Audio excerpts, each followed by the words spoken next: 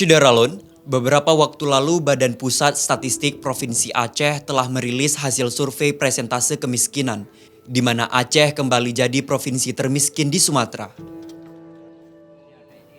Hanya berselang beberapa hari setelah laporan itu dirilis, muncul kabar menyedihkan sisi kehidupan salah seorang masyarakat Aceh. Satu keluarga miskin di Aceh Besar tinggal berdampingan dengan sapi di sebuah kandang.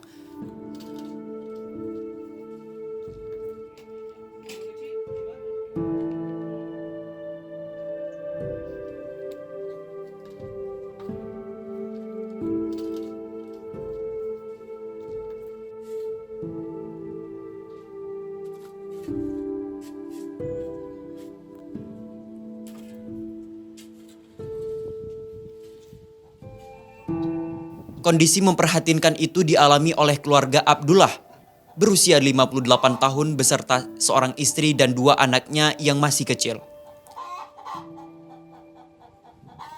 Dia dan keluarganya sudah tinggal berdampingan dengan 3 ekor sapi milik warga peliharaannya sejak 2 bulan lalu, setelah adanya penertiban di bantaran Sungai Krung Aceh. Sebelumnya, selama 8 tahun Abdullah menyewa rumah di lokasi yang terus berpindah-pindah.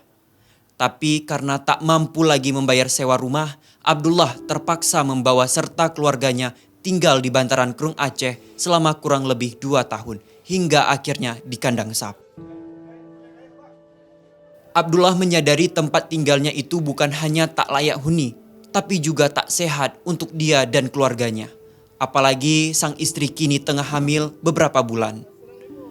Namun karena tak punya tanah dan uang untuk menyewa rumah, ia terpaksa tetap bertahan di gubuk tanpa ruang tamu, dapur, dan kamar mandi tersebut. Bantuan susu atau apa Bu untuk ibu hamil gini? Belum pernah. Perlu susu bantuan untuk ibu hamil ya. Udah berapa bulan Bu kira-kira? 6 ya. Kalau malam gimana Bu? Dingin gini kira-kira? Dingin. Kalau kondisi ibu hamil gini gimana kira-kira? Agak terganggu. Terasa juga ya? Hamil gini kan terasa dingin juga. Dari Aceh Besar, Asnawi Lui, Serambi On TV.